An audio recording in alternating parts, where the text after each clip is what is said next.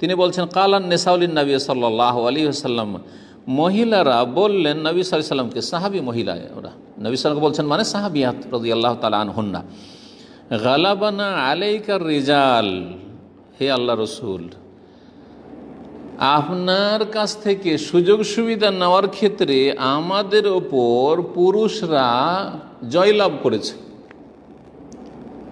পুরুষরা বিজয়ী হয়ে গেছে, ওদের সব কিছুই চলছে, ওদেরকে আপনি সবসময় দিন শিখাচ্ছেন, আমরা তো পরাজিত তাদের কাছে। ফাজ আল্লাহ না ইয়াওমান মিন নাফসিক, সুতরাং আমরা চাই যে আপনি আপনার পক্ষ থেকে আমাদের জন্য একটা দিন নির্ধারণ করেন, বিশেষ একটা দিন। তাহলে যে কোনো দিন নির্ধারণ করা যায়, যে দিনে সুবিধা, যে সময়টাই সুবিধা সবার জন্য। ফাওয়াদাহুন্না ইয়াওমান, একদিন রাসূলুল্লাহ তাদের সাথে প্রতিশ্রুতি করলেন, ওয়াদা দিলেন যে ঠিক আছে অমুক দিন অমুক সময় তোমাদের জন্য মজলিস হবে, তোমাদেরকে দিন শিখাবো। লাকিয়াহুন্না ফি, সেই দিনে সেই সময়ে তাদের সাথে সাক্ষাৎ করলেন রাসূলুল্লাহ সাল্লাল্লাহু আলাইহি ওয়াসাল্লাম। ফাওয়াদাহুন্না ওয়া আমারাহুন্না, তাদেরকে ওয়াজ করলেন, উপদেশ দিলেন, ওয়া আমারাহুন্না, তাদেরকে বেশ কিছু দিক নির্দেশনা দিলেন, নির্দেশ প্রদান করলেন, যেগুলি আদেশে সেগুলি আদেশ দিলেন, বারণে সেগুলি বারণ করলেন।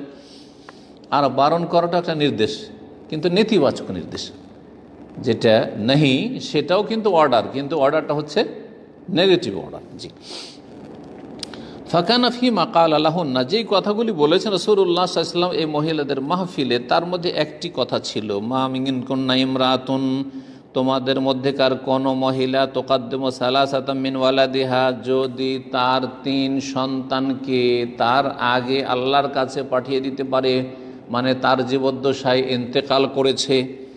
আর বিশেষ করে অন্য হাদিসে রয়েছে যে লাম ইয়াবলুগুল হিনসা, নাবালক ছেলে মেয়ে, সাবালক হওয়ার পরে নয়, নাবালক ছেলে মেয়ে যদি কোনো মহিলা, এখানে মহিলার কথা রয়েছে, কিন্তু অন্য বেশ কিছু হাদিস রয়েছে যেখানে মা মিনকুম মিন আহাদিন রয়েছে, যে কোনো মানুষ, পুরুষ হোক অথবা নারী, মা মিন আহাদ মিনাল মুসলিমিন এইভাবে রয়েছে, তারপরে রজুলিন বলে রয়েছে। তাহলে বোঝা গেল যে এটা শুধু মহিলার ক্ষেত্রে খাস নয়, মায়ের ক্ষেত্রে খাস নয়, বরং বাবাকেও সামিল, কোনো মা অথবা বাবা। তাহলে সবগুলি হাদিসের সমন্বয় যে বিষয়টি আমরা জানতে পারলাম, কোনো মা অথবা বাপ যদি জীবদ্দশায় নাবালক অবস্থায় 3টি ছেলে মেয়েকে আল্লাহর কাছে পাঠাতে পারে, মানে আল্লাহ রাব্বুল আলামিন সেই ছেলে মেয়েগুলো মা বাবার জীবদ্দশায়, আর ছেলে মেয়েগুলো নাবালক ছিল এই অবস্থায়, আল্লাহ রাব্বুল তাদের কি করেছেন, মৃত্যু দান করেছেন, ছেলেগুলো নিয়ে নিয়েছেন ছেলে মেয়েগুলো।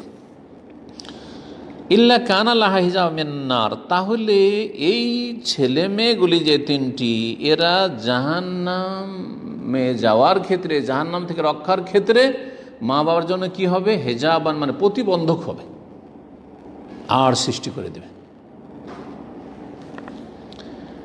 এবং তারা আল্লাহকে বলবে যে আল্লাহ, আমার আম্মা আব্বাকে না নিয়ে আমরা জান্নাতে যাব না।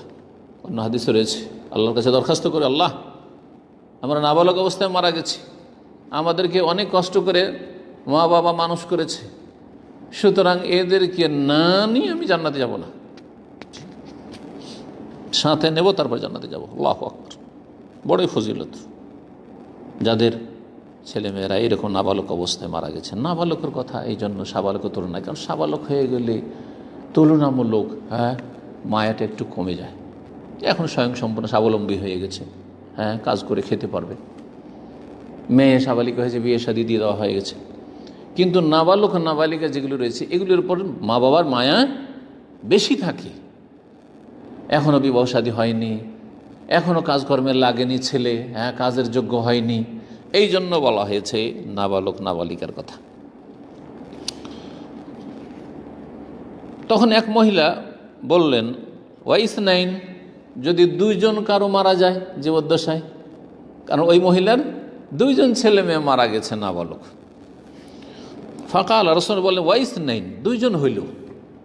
এই হাদিস তো সহিহ বুখারী মুসলিমের হাদিস, এগুলি 2 জন।